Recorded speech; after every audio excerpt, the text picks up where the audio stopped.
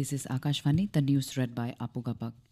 Proceedings of both the Houses of Parliament were disrupted today by the opposition parties over the issue of special intensive revision conducted in Bihar and other issues leading to adjournment of the Lok Sabha and the Rajya Sabha for the day. Prime Minister Narendra Modi today inaugurated Kartavya Bhavan 3 at Kartavya Path in New Delhi. The Prime Minister also inspected the new building and took note of its features.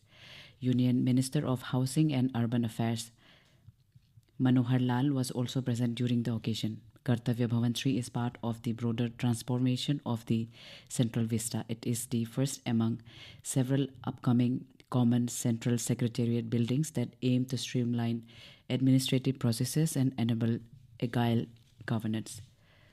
Relief and rescue operations are being carried out on a war footing in the Dharali region of Uttarkashi district in Uttarakhand following a devastating flood caused by a cloudburst over the Khirganga River yesterday. The Army, NDRF, SDRF, District Administration and other teams are continuously engaged in rescue efforts. The administration has ensured proper arrangements for food, water, medicine and shelter at relief camps to provide immediate aid to those affected. In the meantime, Prime Minister Narendra Modi spoke with Chief Minister Pushkar Singh Dhami over the phone to get an update on the relief efforts and assured all possible assistance from the central government. The opposition MPs today held a protest at Parliament premises against the special intensive revision of electoral rolls in Bihar, demanding a discussion over this issue in Parliament. Later, briefing media, Congress President and Leader of Opposition in the Rajya Sabha, Mallikarjun Kharge, said the opposition parties want a discussion on the SIR exercise. He said the discussion on SIR is important to protect the voting rights of the people. The Monetary Policy Committee of the Reserve Bank of India today kept the repo rate unchanged at 5.5%, maintaining a neutral stance.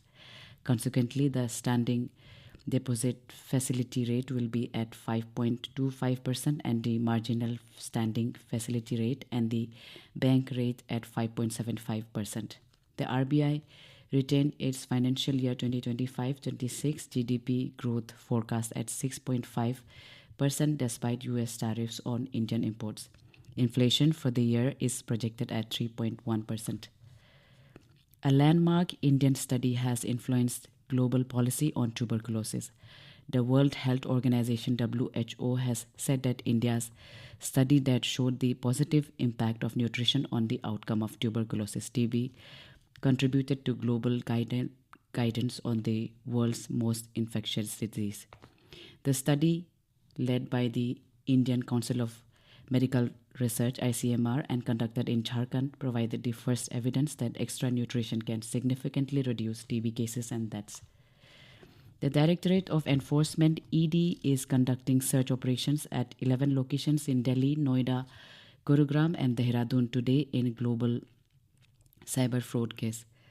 According to the ED, foreign and Indian nationals were duped by fraudsters impersonating as the police investigating officers and tech support service agents. The investigation further revealed that the accused duped around 260 crore rupees in cryptocurrencies, which were further liquidated into cash through multiple Hawala operators and individuals at UAE.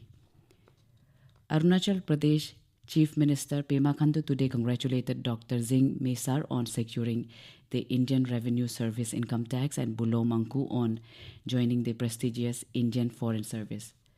In a social media post, Khandu said that their achievement is not just a personal milestone but an inspiration for the countless youth who dare to dream big from the remotest corners of the state.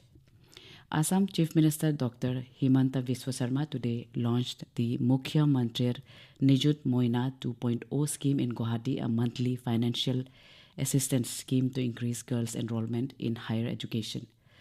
Chief Minister Dr. Sarma ceremoniously